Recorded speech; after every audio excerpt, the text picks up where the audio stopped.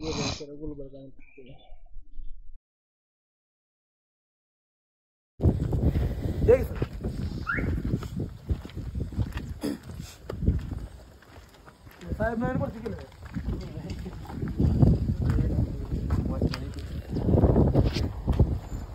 मित्रांनो, आज पुन्हा एकदा निलंगा येथील राधाकृष्ण चॅरिटेबल ट्रस्ट या ठिकाणी आपण आलेलो आहोत. कारण गेल्या व्हिडिओमध्ये तुम्ही चांगलं रिस्पॉन्स दिला. अशाच पद्धतीत एक आपण व्हिडिओ काढला होता की हे लोक बेवारस आहेत, रोडच्या कडाला बेवारस अवस्थेत आम्हाला सापडलेले आहेत. तर यांचं काहीतरी बॅकग्राऊंड नक्कीच असू शकतो. तर ह्याच आधारावर ह्या लोकांची माहिती घेऊन नाव पत्ता विचारून व्हिडिओ आम्ही व्हायरल केला होता. तर बऱ्याच जणांचा घरचा पत्ता लागला आणि काही जण घरी सुद्धा गेले, पण काही जणांना घरच्यांची इच्छाच नाही की घरी न्यायची. त्यामुळं आज पुन्हा एकदा आपण इथं आलेलो आहोत. हे लोक त्यांचा घरचा पत्ता सांगतील, नाव सांगतील, गाव सांगतील, सगळं सांगतील. तर मग काही जण म्हणतील की यांनी एवढं सांगते तर तुम्ही त्यांना नेऊन सोडा. नेऊन तसं सोडता येत नसतं. त्यांच्या जर नातेवाईकांची घरच्यांची जर इच्छा असेल की यांना घेऊन जायची सांभाळायला तरच ते नेतील, इच्छा नसेल तर ते नेणार नाहीत. आपलं एक काम आहे सोशल मीडियाच्या माध्यमातून फायदा करून घ्यायचा, ह्या लोकांची माहिती तुमच्यापर्यंत द्यायची. आणि तुम्ही जर त्या भागातले असाल तर तुम्ही नक्कीच व्हिडिओ शेअर करणार. व्हिडिओ शेअर केले त्यांचा घरचा पत्ता लागणार. तर चला सुरुवात करू पहिल्या माणसापासून. नाव गाव कुठलं आहे, कशामुळे बेवारस होण्याची वेळ आली, नक्कीच जाणार.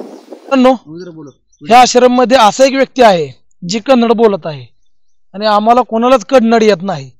त्यांनी काय म्हणतात हे तुम्हीच आम्हाला सांगा, त्याच्यावरून आपण विषय घेऊ की काय विषय आहे ते. नाम क्या है? कैलाश. गाव? मरियप्पा. गांव कौन सा है? गांव विलेज? वायलर. घर जाना है? जय भीम. घर जाना है?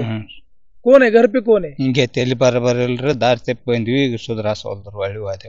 अच्छा, घर वाले को क्या बोलना है? यार तंद उन तो ಕೊಡ್ತಾರಲ್ರಿ ತಿನ್ನ ಎಂಡೆನ್ಸ್ ಕೊಡ್ತಾರ. घर पे कौन कौन है? ಅದಕ್ಕೆ ನಮಗೆ ಯಾರು ಇಲ್ರಿ, ನೀವು ಇದ್ ಬಿಡ್ರಿ. कि किसने भेजा आपको? इंगे तेली बराबर इल्र बंद. अच्छा, तो आप घर पे जाना है ना आपको? घर का एड्रेस एक बार बोल दो लोगों. ए यार इल्र इट रखले दादन तप्पे तर घर का एड्रेस बोलो. एड्रेस बोलो. एड्रेस, होम एड्रेस आपका घर का है? होम याचगिर. एड्रेस? एड्रेस दासल्ट. दासल्ट. दासल्ट कर्नाटक के क्या है? शाहपुर. शाहपुर. शाहपुर में घर है. शाहपुर में कहाँ पे है?